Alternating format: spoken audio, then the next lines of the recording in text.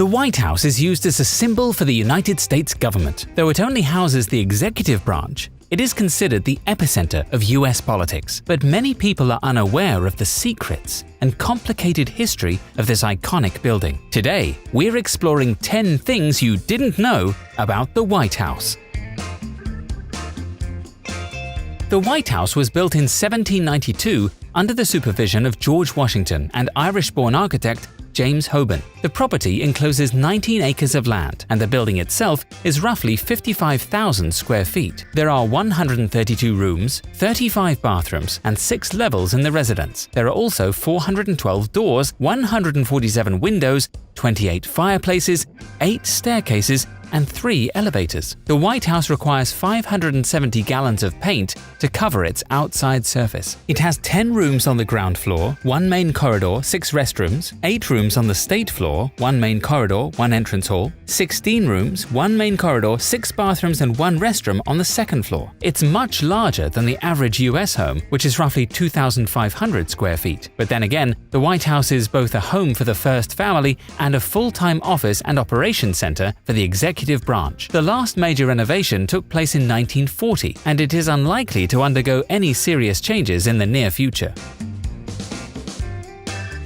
Many people are unaware that the White House basement essentially functions like a mini mall. Alongside the Situation Room, where the president meets his advisors during a crisis, there is a shopping area beneath the building. It houses a flower shop, a carpenter's shop, and a dental surgery, so the president doesn't have to leave the building to get a filling. These businesses are totally self-sufficient and work hard to keep up with the White House's massive demands. Today, the flower shop purchases flowers in bulk and refrigerates them for use in state dinners and decoration all around the White House residence. There is also a bowling alley installed by President Nixon in 1969. There had previously been a bowling alley in the West Wing built for President Truman in 1947, which had been moved to the old Executive Office building in 1955. After the Recording Industry Association of America suggested that the White House Library should be expanded to include sound recordings, that trade group donated over 2,200 LPs during the Nixon and Carter administrations. When Ronald Reagan took office, the collection was moved to the White House basement, where it is still located.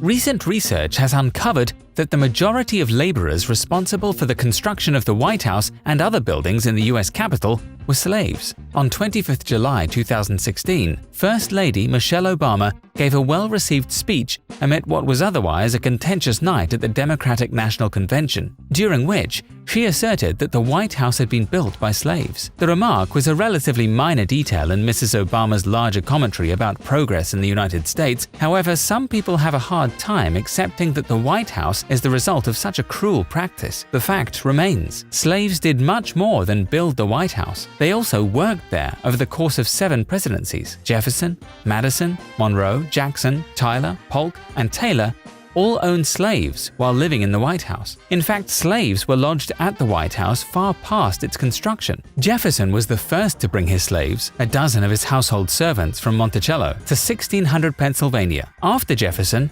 Madison brought slaves from his Virginia estate. Following the building's destruction during the War of 1812, slave labor was also used to rebuild the mansion between 1814 and 1818. This is a dark part of US history, but it is important to confront all the same.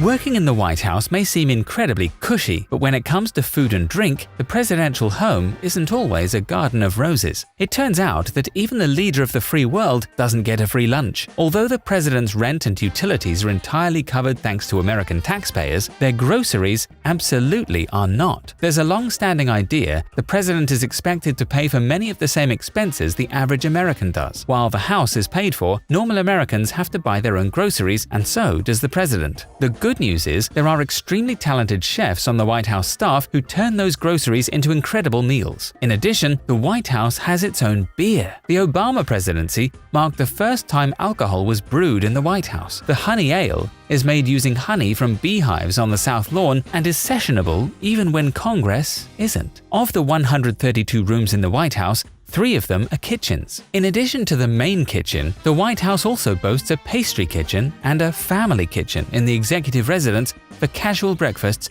and meals that the first family can enjoy together. All of these services are paid for but the rest, like food, cosmetics, and toothpaste, come directly out of the president's salary.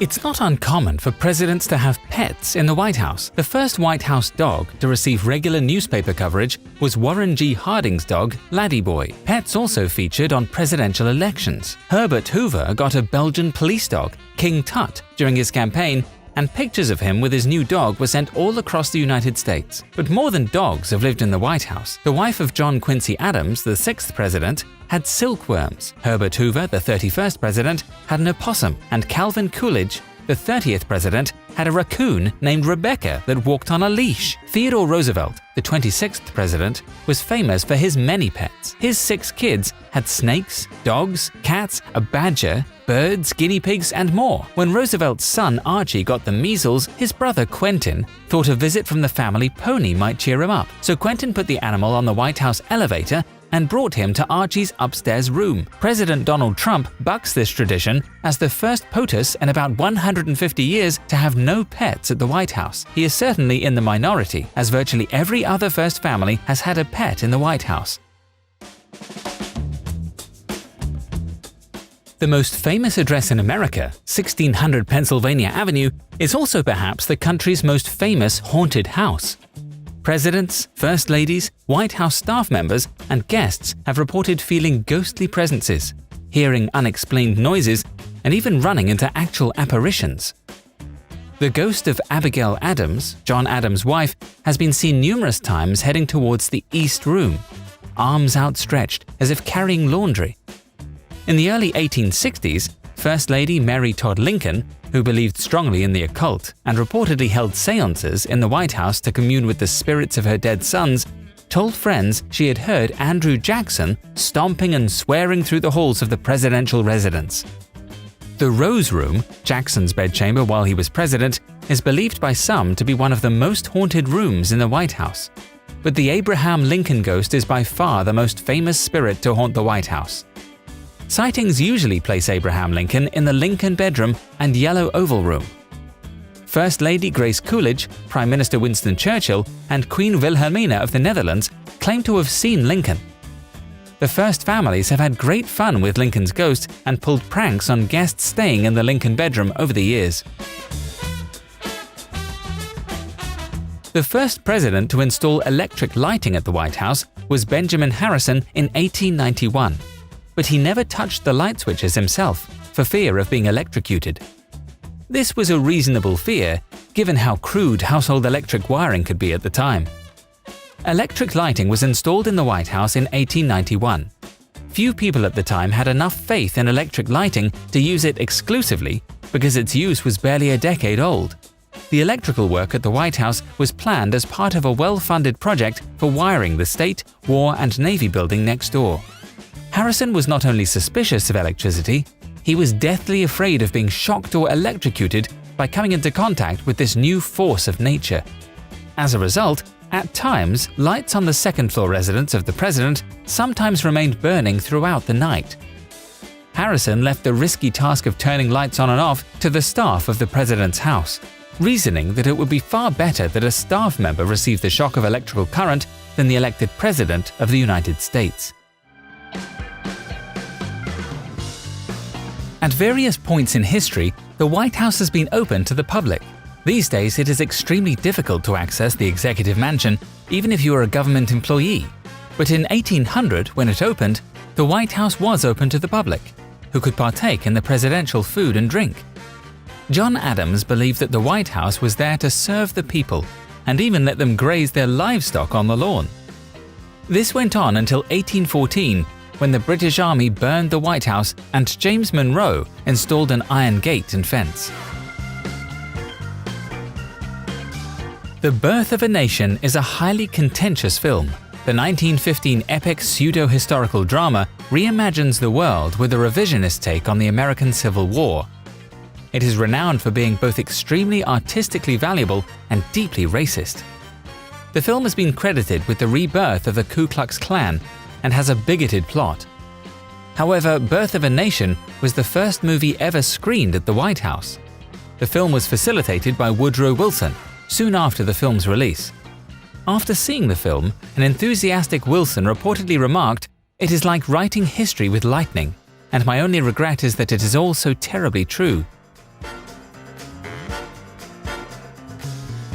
The White House is one of the most iconic buildings in the world, and yet most do not know the origin of the name or its color. About 200 years ago, when the United States was a brand new country, people began to talk about where the president should live. Should the president live in the north or the south? Should the president's house be a palace like kings live in, or a simpler house? While Congress debated what to build and where to build it, the first president, George Washington, lived in 3 houses. The first 2 were in New York City. The third was in Philadelphia, Pennsylvania. Finally, Washington decided to compromise. He picked a patch of land on the Potomac River. Both Maryland and Virginia gave land for the new capital. The land was on the border of the North and the South. At that time, there were no western states. George Washington named the land the District of Columbia in honor of Christopher Columbus. Originally, the home's color wasn't from paint, but from a lime-based whitewash. The walls are made of sandstone, and the liquid was meant to keep the porous rocks from freezing during the winter. Workers would redo the whitewash to ward off weather damage, so the color always looked fresh. Even though its official name was the President's House, the massive White House was such a landmark that it soon earned the nickname of, you guessed it,